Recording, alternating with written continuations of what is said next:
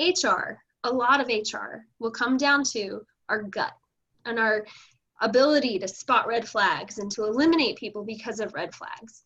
But even before you get to HR, you have now this thing called the applicant tracking system, what LinkedIn uses, what pretty much any kind of employer uses, except for the teeny tiny ones, or the ones that simply don't trust technology, which is fewer and fewer. Most people will use this one where you have to submit your resume and apply for a job.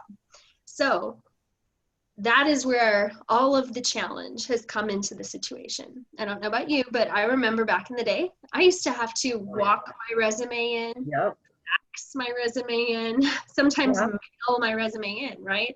And now that's not a thing anymore. Now there's no human contact. Exactly. Barely a phone contact, no possible way to get your questions answered. It's apply online. And you go, okay, and you do it because you don't have any choice, right? So here's where we run into the challenge. It's not just you up against 50 qualified people or 20 qualified people. It's you up against hundreds of people who will come by and go, ooh, cool job, button, and apply. And so now we have to rely on our technology to do all of the weeding out, or at least a very large part of the weeding out. So when the HR department for Tyndall House goes and opens up their inbox and they've got their selection of resumes to consider, there's maybe 10, maybe 15. And the rest are weeded out. So like what, 90%, 95% are weeded out based purely on your ability to match your resume up to that job description.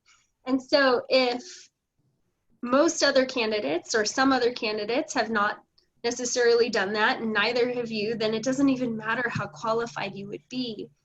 You'll have been weeded out long before HR has ever had a chance to do that looking, make that decision. So let's look at how we can make sure that doesn't happen to you, or at least happens a whole lot less. So I'm going to go to my very favorite website that I use to start looking at stuff. And we're going to do a quick comparison of this job description to your resume. And how do we do that, you might ask? Let's see here. So to go and do the comparison, I'm going to go to a lovely website called jobscan.co. And what this does is it, quote unquote, optimizes your resume and LinkedIn profile. But what we're looking for here, we're going to scroll down here. You'll see get past resume robots. Love that. We're going to get past the resume robots today.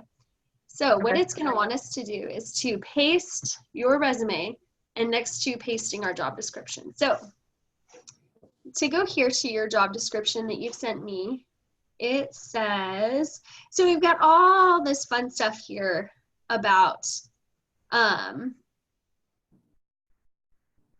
since its founding, blah, blah, blah. Like that's not the job description we're looking for. We're actually looking even for more than this. So what I'm going to see here is if there is a better, I hate to even click on this because now it's going to want me to do all this other stuff. I'm going to see if I can find this job, or at least the job description on their website. Yeah, there should be a different thing on LinkedIn that has more specifics. Yes. But because there's also the thing that I put my skills in LinkedIn and they have their things that they're looking for the job, and then it tries to match it up on LinkedIn. And that was in there. And I'm usually like at 5 out of 10, or, oh, they're no longer accepting applications. Well, that's a sticky wicket. That is such a bummer. I am just so sorry about that. So just because it says that doesn't necessarily mean that that is fully locked down. Number one, because you know someone. So if you know someone, you still can submit your resume over to them and have them send to HR on your behalf and say, hey, my friend had intended to apply for this, but it did close pretty quickly. I wanted to just share this with you. And you could ask your friend to forward to HR your resume for that. Or you can find a contact for HR at Tyndall House, and LinkedIn is your perfect way to do that. And here's what I would do. There's always a way. Like, there's always a way. I asked a friend to, what's that? I thought this was a newer job. Like, I didn't think this would have been posted that long. I know, that is shockingly fast. Something likely changed. Probably maybe they knew someone internally, like hired someone from inside maybe. Not impossible. But even then, like, that's still shockingly fast. But I was talking to a friend today, and I said, you know, how did you get your book deal? By the way, she's an illustrator and got a book deal. And I said, how did you get your book deal? And she said, well, I, you know, a few years ago was just looking in the back of a book, and I saw an email address and the copyright information for a publisher. And I sent an email to a publisher, and I thought, wow, that's brave. That's really cool and very brave. And so but you know, that's not going to work for everything and everyone, but it's just another reminder. There's always a way. You know, there's never not a way to get a hold of the person you want, and just that confidence that you have to have in yourself and in your qualifications to be willing to be that forward and do whatever it takes to get the thing that you want, because almost never will it come knocking on your door. And I know that all of the women here on this call want to wait on the Lord, but rarely in actual day-to-day is it going to be that much of a hunt you down. It's like, go hunt, ladies. Like, go ye therefore. And there's this passage in Exodus where Moses had just left Egypt. It's one of my favorite Bible verses. And he gets to the Red Sea, and right behind him is the whole army. And he stops, and he has everyone stop, and he just says, put your stuff down, y'all. Lord, look at this army coming right behind us. Like, Lord, what are we supposed to do? And the Lord said, get moving. Keep walking. I will be your deliverance. Just watch. And I was like, dang. Now, you cannot take a verse and apply it to every situation, but it is with confidence and with faith that we go and we pursue the thing that we want. So it's like, if I'm hungry, I could sit here hungry in my desk chair and be like, Lord, I just am going to wait upon you to, like, really provide for me. The ravens will come eventually. I know it. So I'm just saying, like, there is this theology that we battle with of wanting to wait for the Lord to open the right door. But, like, I'm like, we're going to storm the castle. So that is the type of person. I'm glad you brought this up. And I'm sure that not all the people that you want to help are believers. And so, yeah, I'm glad you went down this path. So my last job, I asked my husband, because literally you could spend all day applying for jobs and get nothing. I said, how much time should I be investing in this? And he said, half an hour a day. So I was applying for jobs, you know, working on resume cover letters for half an hour a day, and nothing. And so I talked to Howard, my former boss, at a powerlifting meet. We saw him and said, do you need an office manager? He said, no, he had just hired somebody. So I'm off doing my thing. And a month later, he calls me out of the blue. So I know that normally things don't get tossed in our lap, but it's like hard. Where's that fine line between us doing the effort? And a lot of times in the Bible, what it says is stand. Having done all, to stand. So where's the line between human effort and waiting on God? Because yes, we can't do nothing, but this job, the last job that I had, did fall in my lap. Literally, God provided the job. So yeah, and it's like, I don't want to say, okay, I want this job and then put everything into it and then not being what he has for me, because I know he will provide something. So I guess that's, an area of like, how do you know? How do you know? That's so true. So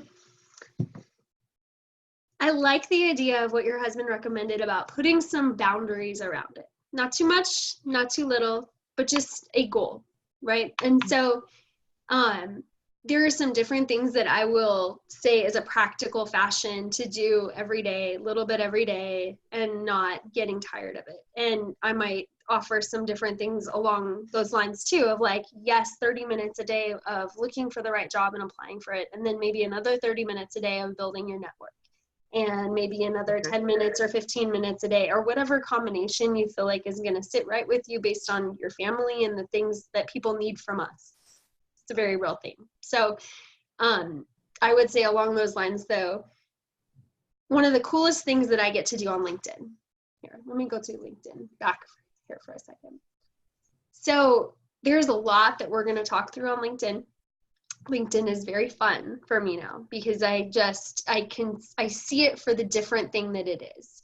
And I really do like the fact that like I get to go and read and enjoy the reading and enjoy the interacting and stuff. And so on LinkedIn, I probably, if I was looking today and I was wanting to build our practice that, you know, our marketing firm that we have, I would spend a lot of time on here just connecting with people. And what connecting with people. Build your network? Yep. Okay. Yes, you can do that locally, but let's just talk about the building network part here. But what does that look like in this case? I have on LinkedIn a lot of people that are in the field that I'm in or I want to be in, and I follow them. And then my next step from there is to simply do some basic interaction and commenting and things like that. So I can post, here's some of the stuff that I've posted. This is me networking. I post something interesting and I see if people, and I'll let people respond if they want or not. But what I'll also do is I will go to other people's stuff and I will comment there. Like here, I commented and talked about getting a job and whatnot. And look, 65 views of my post. So whether or not people are actually replying, they're seeing my stuff. And here's where I talk about, you know, I posted some really great intel on social media, 54 views. And now people are much less likely to interact on social media, on LinkedIn in that way. But I know that they're seeing my name and my face. And so what I will do is I will go to their stuff and I will comment their stuff. And that I feel like is probably my very best bet. So like for this one, for example, this is a really cool place. If I wanted to work in this space, I would go on their stuff and I would click and I would interact here in the comments. And I would say just like, yeah, that conference was awesome. Or I love how y'all focused on this topic. And just simply talk to people. It's like walking into a networking event electronically, online, and shaking a hand and saying, hey, great, I love what you shared at that, blah, blah, blah. I love what you wrote there. That was really great. Or ask a question, you know, do you feel like this topic is starting to do this new trend this year? Just, and without sounding weird, we want to avoid the appearance of desperate, but a confident, valuable, commenting, interacting thing. Does that make sense? Okay. Awesome.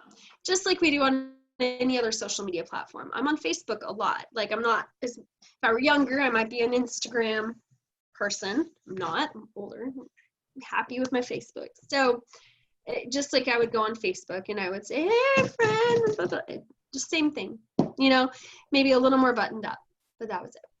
So that's what I would do on LinkedIn. I would add that piece to your current time blocks of job searching activities. Like this is its very own thing, just as much up there as looking for jobs. Now, going back to the theology part of what you said, there is kind of like what I mentioned a little, you know, there is this time and place where we have to, what does stand look like? Having done all the stand, you stand. A lot of times to me, that looks like being confident that this will work out. There are two things that you have to get a job. Number one is real faith and belief that this thing will happen and this thing will work out. And number two is you have to work hard.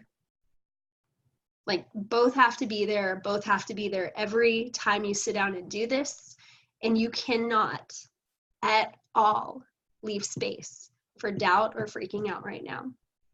This will work out. This will work out. And I'm going to show you stuff that will help a whole lot. But like you have to do both because otherwise you will be miserable and sick, worn out, and emotionally drained during this process and not be okay when you're finally getting this new job that you need to start and walk in feeling like a rock star.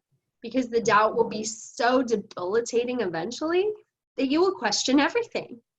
And ain't nobody got time for that. So that is where I really believe, having done all the standing right now looks like you are full of faith, you're full of certainty, and you're working harder than most people are. But you're doing that with wisdom now, and you're going to learn some cool tools. So you're doing that based on some real, like, these things actually do work, and they will get you where you're going. Does that make sense? Any thoughts? Yeah. Okay.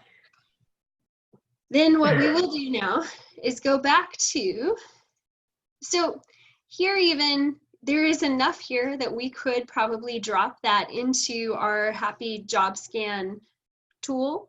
But what we really want to do is find, if you can ever find the actual job description where they talk about, you know, in those bulleted points that they do, bullet, bullet, bullet, bullet. These are the different job things that we want you to have, or we want the candidate to have. That's really what most ideally would help us here. So does this over here, this graphic designer at Creative Circle, does that look like something you'd want to do? What about graphic designer at Epsilon, 2 up from there? 2 up. In West Chicago, because that's closer. Absolutely.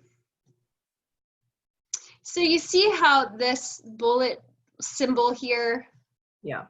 this is one of the reasons in a resume we don't want to use bullets, because everything in a resume in a PDF is going to get pulled into a program that's going to interpret those as little symbols and not be the best in terms of layout. So just an FYI there, and we'll look at a resume and show you how to do things instead of bullets. But does this look like, I mean, obviously this may not be 100% perfect here, but do you like this employer? Have you looked up this employer to see if they're... I know nothing. Okay. Yeah, I had sent you 3 jobs that I looked at. And other than that, I hadn't found anything much on here recently. And I haven't looked for a couple of days because we just had to put our cat down on Saturday. So it's been Oh a my rougher. gosh, I'm so sorry. Thank you. That sucks completely and totally. So one place that I've been trying to get a job for like both times now was Crossway Publishing, and they just had, I've applied for 2 jobs there in the past 2 months and got 1 rejection letter and got nothing on the second one. Okay. I'm not seeing anything now. All right, so Crossway, I would follow every single one of these people and not track weirdly, but like comment and just look like, hey, someone interesting just walked in the room. Not approach them, just follow them, comment on their stuff, and start to become a familiar face. So Okay. familiar name, familiar face. Let's see if we can find job, Crossway Publishing. No matching jobs right now. So trying to Is follow. this online marketing coordinator? Would that be something that might be something you would? Hold on, let me get back to you.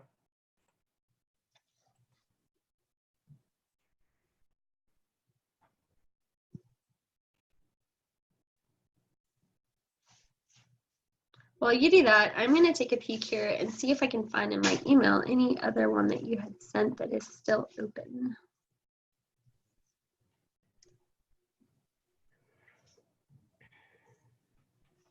This is probably not as in line. Yeah, I might not have all those skills. That's okay.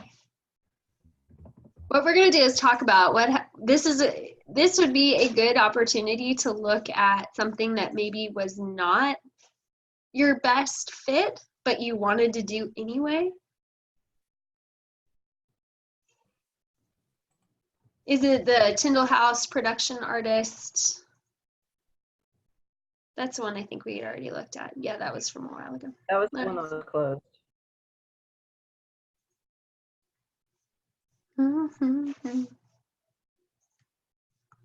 Glug, glug, glug. Oh yeah, they go through Indeed. That's okay. That's good. Oh, come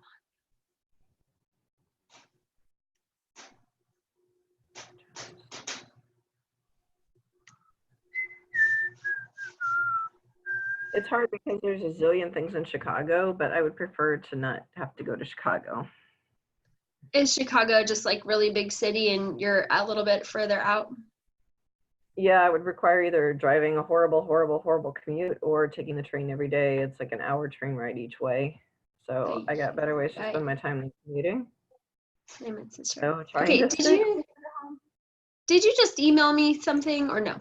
No, Oh, okay. Thought you were. I'm trying to look up That I CrossFit asked. and it's All right. loaded Well, forever. how about so the communication specialist, city manager's office, would that look like something, the one on the screen right now? Something I could do. Okay, let's do this one then. So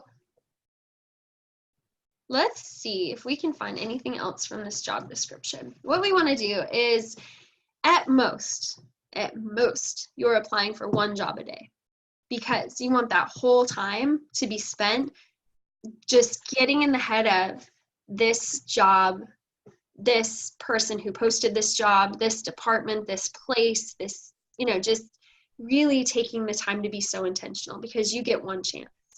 The moment you hit apply, you have done everything that you can do for that one job, and you don't get another opportunity to put your resume down in there. So we really stop and we really think. We try to find out anything we can about this role.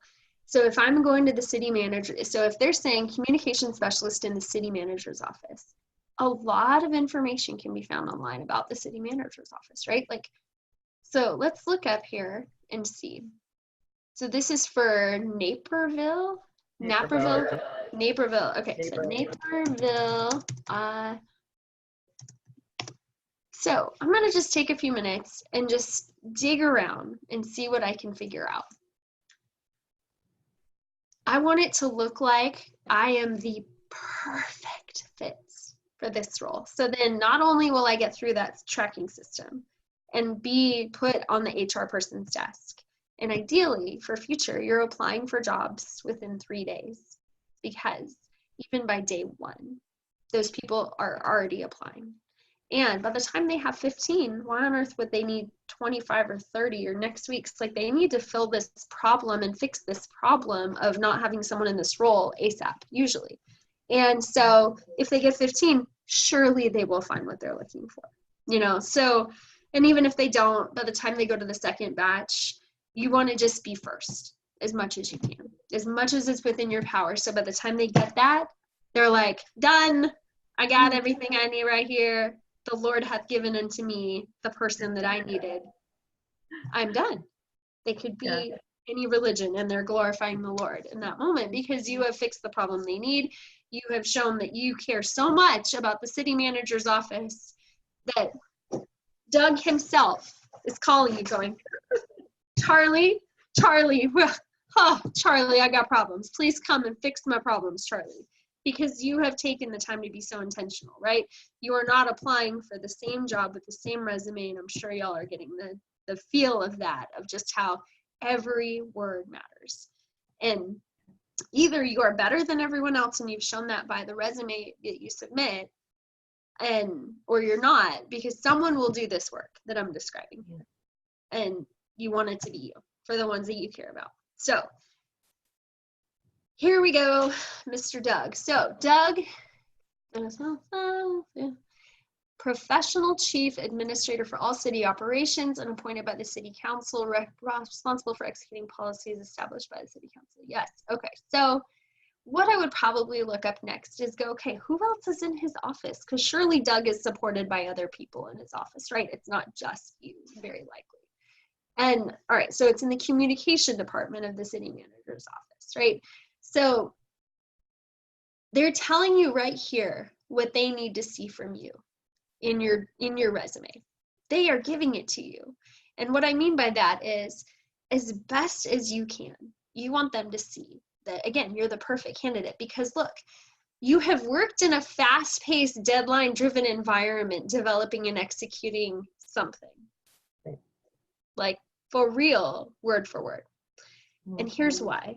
not because we're trying to plagiarize, not because we're trying to modify our integrity to say things that we haven't done. No, purely to get past an applicant tracking system. The only way you will is if that application tracking system matches phrases and words in your resume to this exact job description. And there are no other ways around that, except it has to be what it is. So what do we do then? In the circumstances of, like, for example, let's say you've done research, development, you can write, you can edit, but like you haven't done press releases. Well, like just kind of what we just said, anything that you have done with these verbs right here, those are huge, right?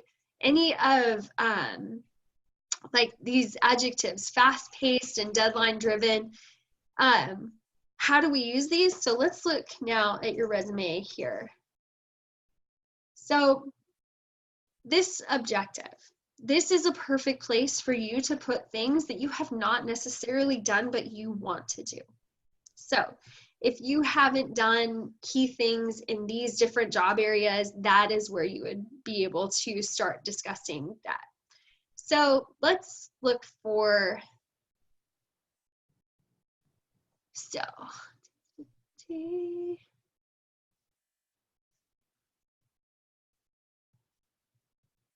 what I'm looking for here is, where are you same and where are you different?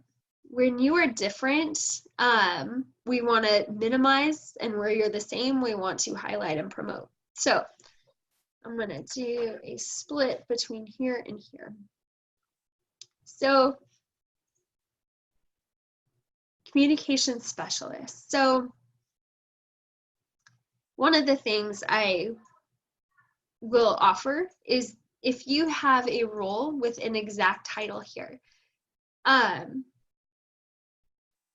if possible, and if it feels like it's not going to bite you in the hiney, could you be an executive assistant, or could you be an executive or something specialist? Matching your job title to the current job title that they have here in their job description is not absolutely vital, but if possible, it would be nice. So what do I mean by that? It might look like trying to see if it would be office specialist. Okay, or if you were to try to do something like, how about if I open under executive assistant, the first line could be functioned as a communication specialist with the following responsibilities. Does that absolutely. work? Okay. And you could even probably remove things like functioned as. Oh. You can say communication specialist and lead with the word communication, and then specialist, and then responsible for. Okay.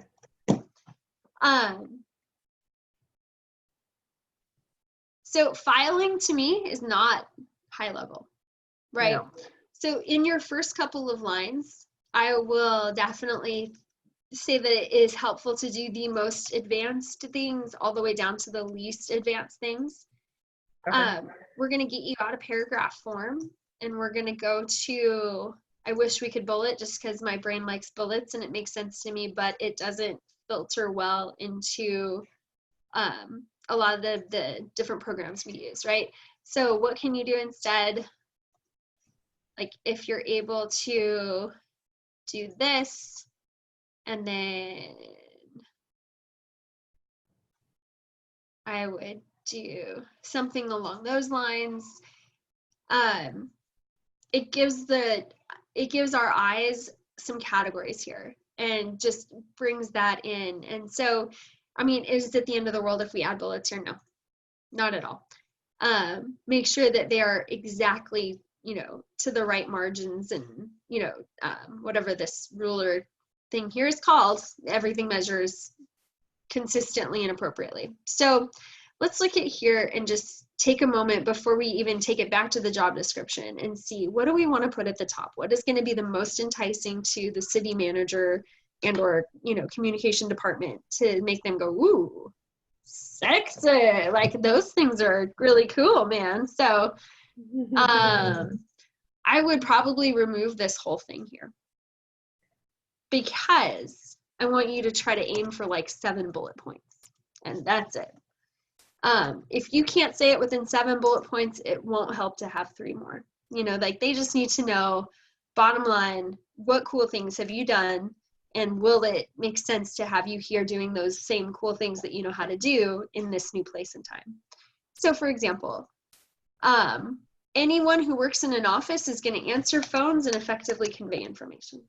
And if you say that you do, it doesn't matter. And here's why.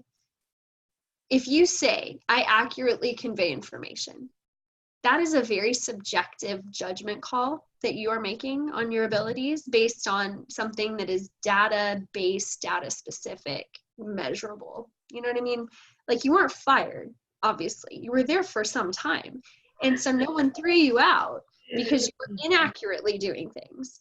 But that's the only testament to you doing things accurately, for example. So what can we agree on though? Data, numbers. So, and here's where we can use numbers here, because numbers, people are able to check off and just not feel any of the nerves and red flags that they would feel when we hear numbers. So if you tell me that you designed and managed the printing of 20 employee business cards, you know, over 300 flyers, and how do we come up with these numbers, right? You weren't tracking, absolutely not. But what you were doing is ballparking, right? So let's say if you had to make a flyer a week and you were there for 2 years, could you realistically say that, yeah, once a week I created a flyer and went through that whole process of doing that? Or maybe it's once a month, once a something, but like if you can take some numbers here, or if it's over 400 graphic design projects, including business cards, flyers, stickers, vehicle magnets, and banners. That's also a small office. We're what's talking that? like, it was a small office. We're talking like 10 business cards, maybe 10 or fewer flyers, 2 stickers. Okay, That's why it is 1 magnet. totally, Woo! for sure. So can you say all? Yes, There you go. I can say all. Of Yes. all office graphic design needs and projects. Yes. That's a happy word, all. Okay. Or All right. of every, or, you know, just something saying everything that we did was mine and I managed it all. That is good enough for me. Now, if you are talking about notes, correspondence, technical papers, like online newsletter, was that online newsletter an issue that came out once a month, once a year? 1 to 2 times a month. 1 to 2 times a month. Yeah. Up to 24, you know, annual online newsletter, or 24 online newsletters a year. That's, you know, try wherever you can to just start producing some numbers to back this up. It just, our primordial brain just really digs numbers, and it feels really good. Even if those numbers don't exactly mean much, it really just, we dig it. So, you know, 4,375. phone calls, absolutely. I helped over 4,000 clients by phone because, you know, I was there for 10 years doing this thing every day. That is great. It just does. So, this is super cool. I feel like this is just as highly up, you know, as anything else. But what I would do is saying wherever you can, make sure that there is plenty of room for the really key things that they're going to want to see and know that you can do, whatever that order would be. Thinking about, what does the city manager's communication department need to see from me based on this, and what will they be like? That's fluff. Office management, ordering, maintaining supplies, filing, and organization. The only reason I would leave, like, for example, these 2 last bullet points in is if it's explicitly said that in the job description that they wanted someone who could do those things. And then we would do it and we would hype it up a little bit more. but we're going to do pretty much right along the order that they have it in theirs. Yes, what were you going to say? Should you do fewer than 7 bullet points, or you want 7? 7 or under, whatever you need to say it in. Don't take any more time to say it than you need to, but if they were differentiating enough of responsibilities and they were high value enough, use what it takes. Okay. But we always want to demonstrate that we are not wasting anyone's time by fluffing and repeating and adding things that aren't valuable. Are we still doing a cover letter? If they ask for it, and there is so much out there. So I'll back up and just say this. Did I learn this fun stuff in any course? Heavens no. I did it like I learned my new career that I've been in for the last 10 years. On my dang own time, on, my illustrious alma mater, YouTube. In YouTube. If there was a University of YouTube, I would be donating alma mater.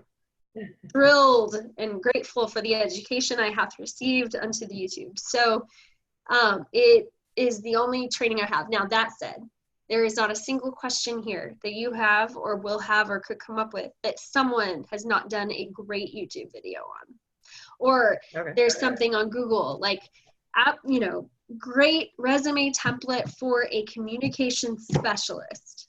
I bet you. Someone has put it together, someone has put it out there, and you will be able to learn something from it. It's like, never occurred to me to look for that. And that is totally why some of this is tough. It's just, if you haven't tried to look, how do you know what's out there? You just don't, right? And so someone has to say, hey, go look, there's the thing, there's help there. And so now you know. So, do I need a cover letter anymore? Go to my alma mater and ask ye unto my mentors, and they will tell you do I need a cover letter and what does it need to look like? What does a great cover letter need to look like? Okay. So let's talk a little bit about up here. I am very, very cautious of what I tell people. Very. If I do not know you, I will not tell you anything that you have not earned the right and the trust to know. So what do I mean by that? I'm careful what email address I use, because what their job is right now, they do not know you. And so what they are doing is trying to find the danger. They are a private eye trying to see between the lines here with their little magnifying glass, trying to figure out where's the danger here. Oh, Ebony, she probably smokes pot. What? She probably, Blaze, I heard my teenagers say that one time when they were talking about the pot. And, oh my God. She's out of here. Calls herself Charlie. Like, people are crazy, y'all. So, I don't want to work for them anyway. Right? You don't want to work for these meanies? No. But this is just what we all do when we make snap judgments on each other. Little kids do it. My little girl walks into kindergarten for the first time. Those kids turn around and they look her up and down, and they have decided in that 10 seconds whether or not they want to hang out with her. 10 seconds. Who are we kidding? 2 seconds. Right? There's no logic when it comes to the feelings that we use. Like, that was just, articulated through. This is her scan in 1.3 seconds of, she doesn't even write well. Look, Nick Sharps. Like, no, she's just scanning, not realizing how judgy and irrational she's being. But, like, this is the world we live in. We are trying to rule each other out, rule out danger, get ourselves away from the danger. Now, once they know you, they've had coffee with you at work, they've seen you in the hallway 10 times, and they know that your mama named you Charlie as a cute little nickname from when you were in baton class. Like, they have a couple anecdotes and a couple of conversations. Then their brain totally flips. And now they're just looking for reasons to like you. But not now. Actually, my resume is under my given name. Charlene. Wise. In the interview, you can say, hey, people call me Charlie.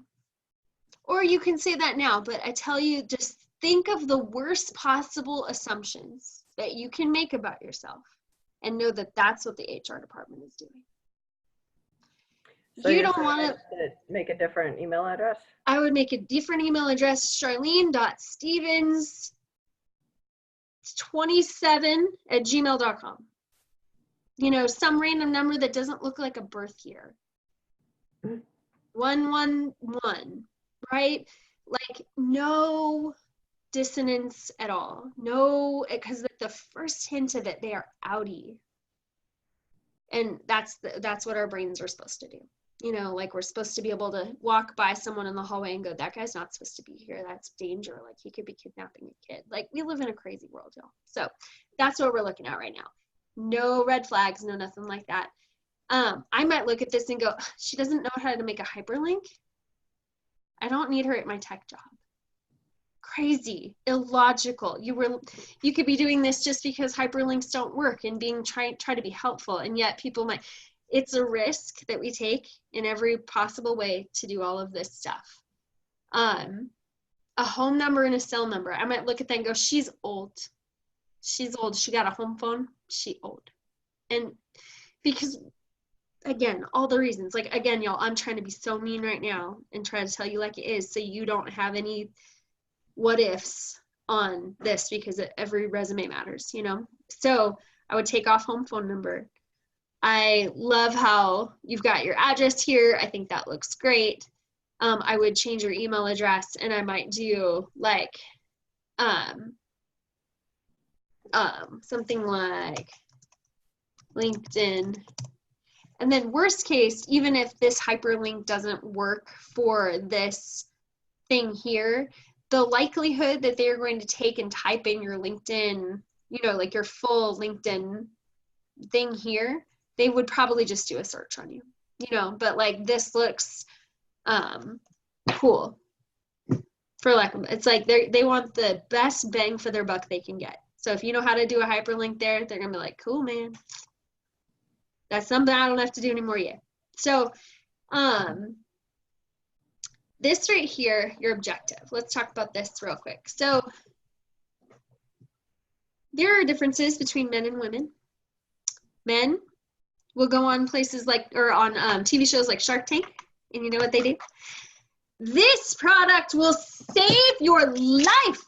These peanuts are going to change everything for you. They are the best peanuts. You will never regret buying these peanuts. And you know what women do? I've created this product. It was from my childhood. I had this wonderful opportunity to help plant peanuts with my grandfather. It's like, we undersell ourselves every time. We are so quick to just undercut our accomplishment and the weight of the roles that we have carried and all of the times and places that we have done incredible work, and we sound like mice. Mm-hmm. If Bud Light wanted to make a billboard in Dallas, would they go, we just want to take a moment and show you if it doesn't inconvenience you, we've got like you got 2 seconds, you're gonna be like blah blah blah blah blah. Bud Light, you know, like just it's a billboard meant to blow your mind and totally probably over exaggerate times 1,000 all of the stuff that they can do. It's not true, but like we know it's a billboard, it's marketing, right? And so that is your objective, sister. And anytime that you can do an objective and it's your billboard and you're talking about your billboard, you're talking about the best possible light you amplified, you on your best day, but you've had years of your best day and no one knows that we're tired and have children. Like you, all responsibility stripped away. The only thing you care about is this employer and this opportunity. I just want you to just think, what would a man say here? And here's where a Google search on best resume for a communication specialist, best resume for someone in marketing, best objective. Look at guys' resumes.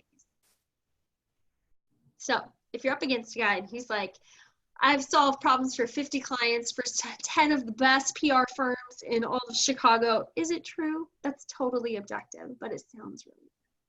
Or subjective, but it sounds really good. So say it as loud and proud as you can, as if you're describing your firstborn on their best day.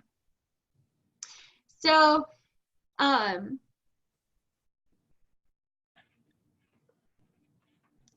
Googled different men's resumes just to kind of see, and it really is pretty remarkable. So let's get out of there for a little bit and go now to what kind of bullet points and how do we want to order these. If we are looking here at, in fact, what we'll do is we're going to take just even this right here. I feel like this is enough to go to our job scan website program thing. And we're going to stick the job description in there. And then we're going to go back to your resume. And we're going to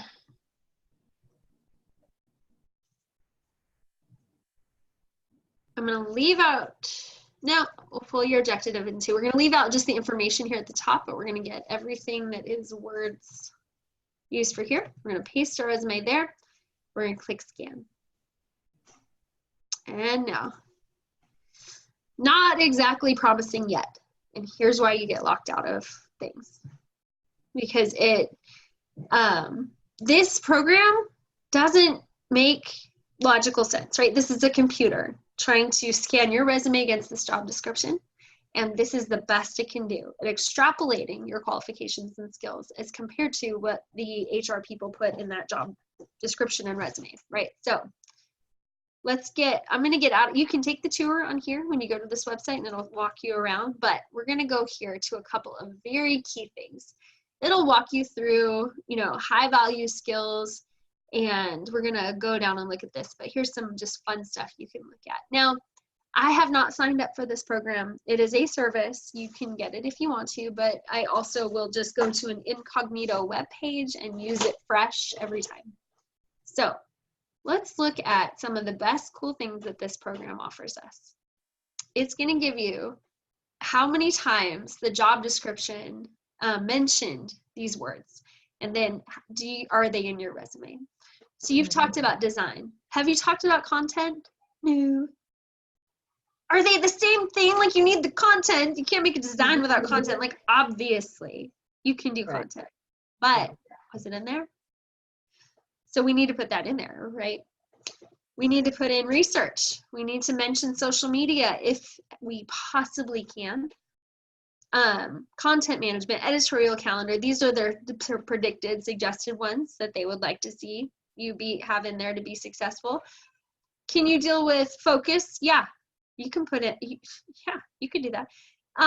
All of these things, web content. You said you've done websites. Did it understand that you meant web content? No. We have to baby this thing as if it is a drunk toddler walking around trying to make decisions.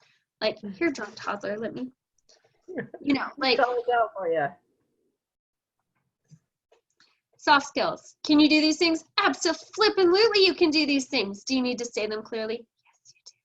Because someone has, right? And you want to be part of that heap that makes it on the HR desk. Other keywords. So, my objective is where I would talk about the city and the municipal and the policy and the whatever things that they would refer to on that job description on that website. And I would say, I would probably start off with expert graphic designer and content manager with communication specialty, and and then I would put, I'm seeking to find a role with the city or county where I can be, like, I don't want to sound weird, right? So if I broaden it a little bit to city or county, that might be not horrible, but be specific if you feel like you can and it sounds genuine. You don't want to sound like you just copy pasted and subbed out a word and put the word city instead of hospital or factory or whatever it is. Like, so make it sound like you would actually say that sentence out loud and it would make sense to another human who would hear it. So, but this is a fabulous website that takes our disadvantage and levels the playing field.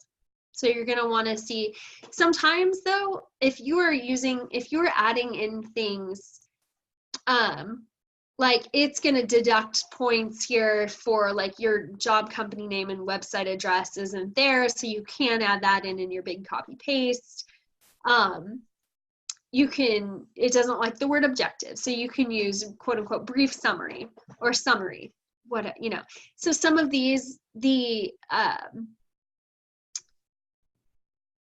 formatting may deduct points from you, but really it's the main focus is on the keywords on hard skills and soft skills.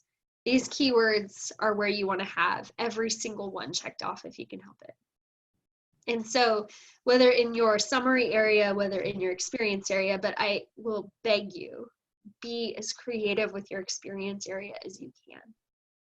Never mess with your integrity, but don't let a variation of a word, if you can do that skill and you were able to do something akin to that in your job, you want to help these people in the 3 seconds, maybe, that they will spend on your resume, see that you will be a valuable asset there and not like withhold yourself from helping them because they didn't have the attention span to see you for who you are. Help them as much as you can.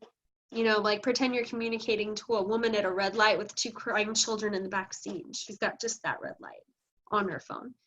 That's where we want to just be careful. No extra words, nothing hard to understand.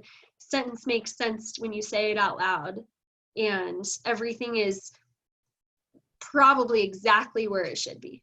Like nothing is in a really unique place. Like you haven't gone off of a normal resume template. So what you're seeing is they're going to expect to look in this area and see your name. It's going to be there. They're going to see it at a expected font size and it'll be there. Speaking of fonts, one of the fonts that I like to use is, so like if y'all are familiar with serif versus sans serif, like you see here how on these letters, like there are these little things at the end that make it look a little bit, more fancy. We want to see if we can help their eyes read this as best as we can. And what we can do in a basic way to help them and show how helpful we are is to use a sans serif font, which is just a simple font. And the one I really like to use is this one called Segoe, or whatever it is. It's Segoe. And it is just very clean. And it looks nice, and it looks nice bold, and it looks nice big or small, and it's just a great font. And so it will help with readability, and they'll be able to scan through this much more easily than they would. Like it just looks more modern. So does that help to see that? Yes. So I would definitely recommend that. And I think, okay, I've got 39% battery. I am almost certain, but this is what I would do. I would say just check it. And anything I tell you, if you're like, wait, what? Like, feel free to Google and make sure that what I'm telling you makes sense and you heard it right and all that. But like, I would probably move the role above the company. And I would probably do something like,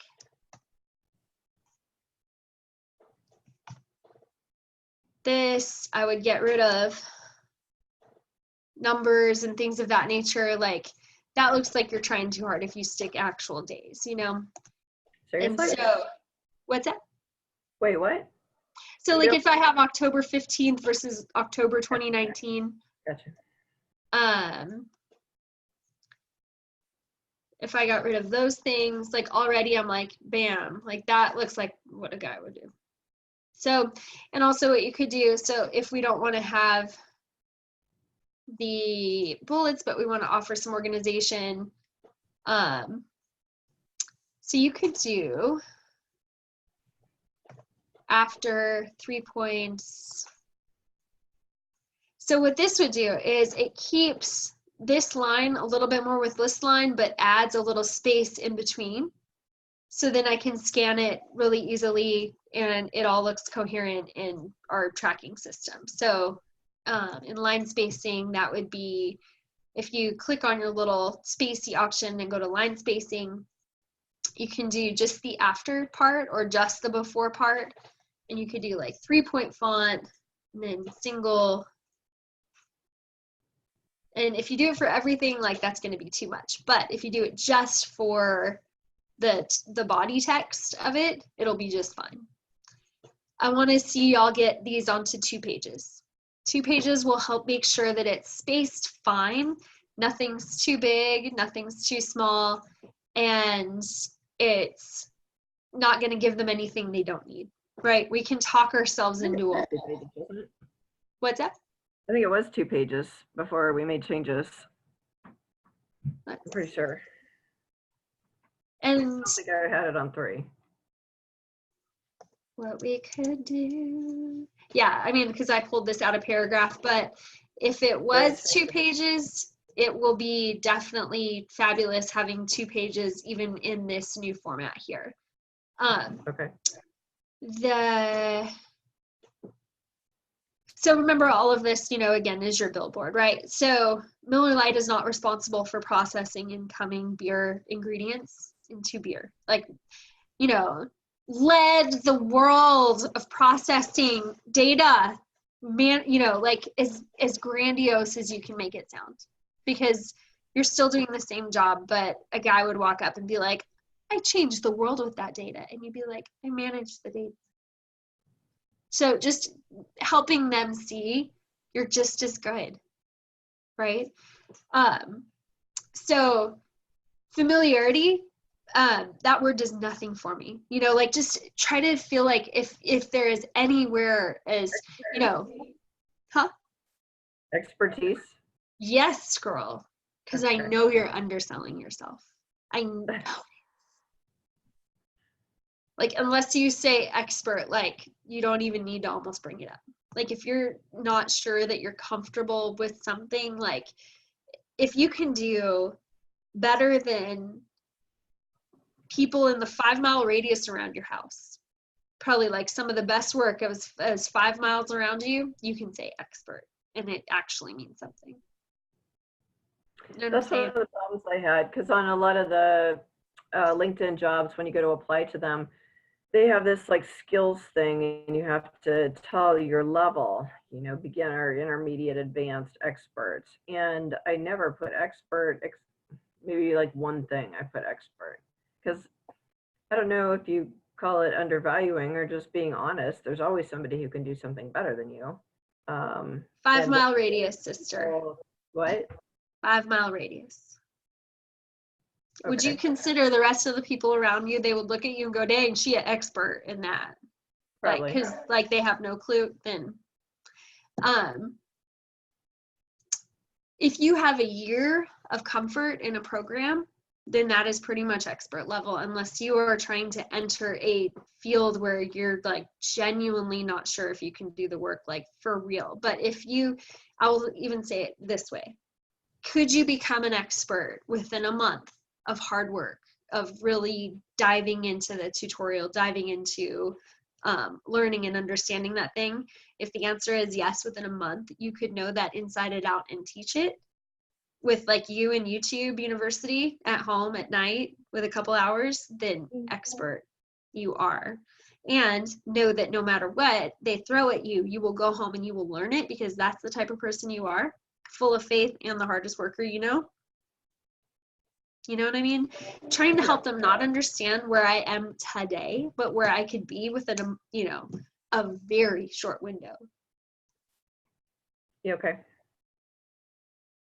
That was a great thing about my previous job with Howard, was he loved having me learn new skills, and he fully supported me doing like lynda.com and doing the tutorials and learning like Love it. Lightroom, photography. And 90% of people will be, and that's great. So I am glad that this helped a little, and I'm really excited that I got to show you a bunch of stuff. Now, with a little bit of computer life I have, do you have any questions, thoughts, concerns, wonderings for me?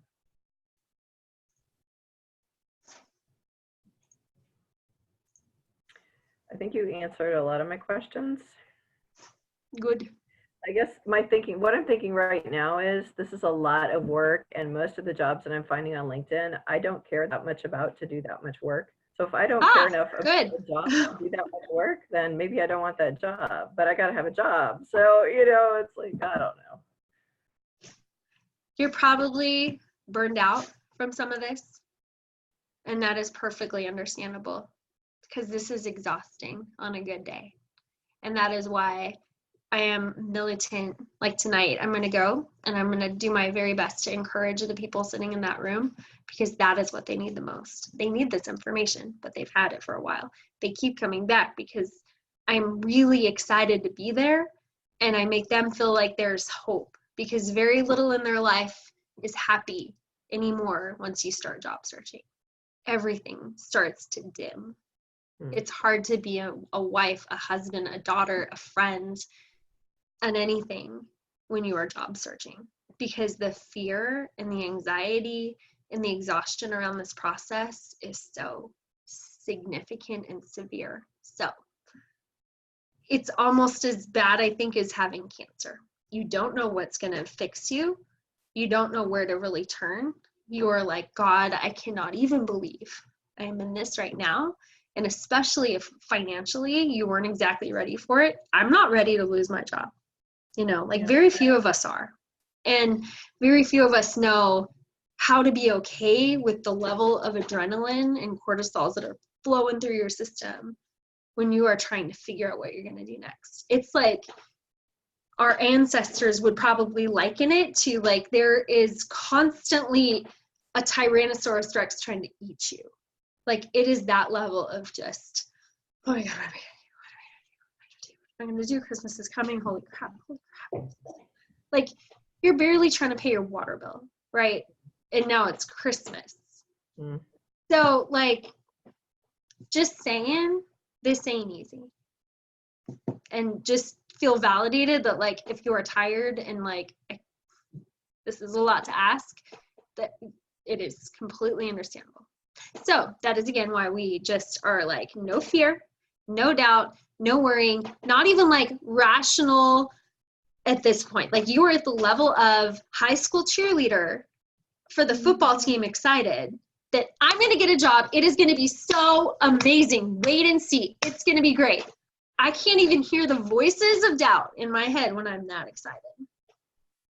Because, like, your brain will, your words are a leash to your brain. You are telling your brain where we're going. You do not have to feel that excited to say those words in that level of excitement, but you will feel lighter as you do. And you will feel like you actually have some fuel to get you through this season, having done all the stands. I am a cheerleader. Yeah, I feel confidence in God because he provided my last job, and I know he's going to provide a job. Yes. And yeah, at this point, I'm starting to think if there's a way that I can do my photography and graphic design and videography and make money that way, because I'm going to have to buy insurance on my own anyway. If I can come up with enough money on my own to pay for the insurance. And love it. Girl, I started building my own business 10 years ago, and I will never look back. I'm making so much more now that I work for myself, and I'm able to help others. And I'm here in my daughter's pink and purple bedroom at home helping people because I have the space and time to do for it because I make enough money right now. That's awesome. I need to learn how to save it. Lord help me. And what you were saying about selling myself short, that's totally what I did last time, because when I tried to do a photography business before, I was having trouble even charging people for the pictures because there's, you know, photographers are a dime a dozen. They're everywhere. They're crawling out of the woodwork. People who want to take pictures of your family. So yeah, I feel like I need to find a niche that combines the photography and the videography. Right. And I need to learn how to be confident enough in my skills and ability to market myself and my product and be okay with saying this is how much it is. We can't cheapen ourselves and our work because there is just no fixing that problem. Like, let's say you got 8 hours in a day. The only way, you can't grow the time, right? You can't figure out how to do twice as many photography shoots realistically. And so what's the other option? The worst thing that we can do as creatives is to work for people who don't want to pay the money that we're offering, because then they will be the worst clients anyway. By far, the worst clients we have are the ones that don't pay well. Yeah. And that I mean, because they, you know, inherently in that is control and fear on their part because they're already on a limited budget. And so then they will try to control and fear you. And like that's no fun. There are people out there with the resources that want your skill set, that are happy to compensate you fairly for it and help you become better. Using the tools about networking, I can potentially network on LinkedIn and be able to market that way a little bit and find people who are willing to pay for a product or a service. Oh yeah. That's great. Yeah. Awesome. Thank And you. like, you know, think about what you would tell your friend or your kid. They come to you, hey, I have a business, I have this service that I offer, and I want to be paid for it. Like, you know, we're so hard on ourselves and our talent and our skill set and what we offer and what we bring to the table. But we wouldn't be like that with a friend, right? And so it's hard to do it for yourself. But if you could like imagine what you would tell your friend to market herself as and the type of clients that she would want to work with, it's just a little easier sometimes. But I'm actually doing that for a friend right now who needs to ask her current employer for a raise, and I'm trying to help her work on that. So yeah, that it is much easier for a friend. I just read this book called Women Don't Ask. The amount of money that we women lose due to salary negotiation alone is enough to pay for the college of all our kids. That's crazy. Just because at the beginning of our relationship with that employer, we haven't practiced first. No, I want to come in at 45 and I want my benefits package to look like this. I know I will be worth it for you. I want to come in at 95. That's what I know that my skill set can bring in, and I really would love to do that for you. Wow. You know what I'm saying? And yet, we are leaving ourselves in this gender wage gap.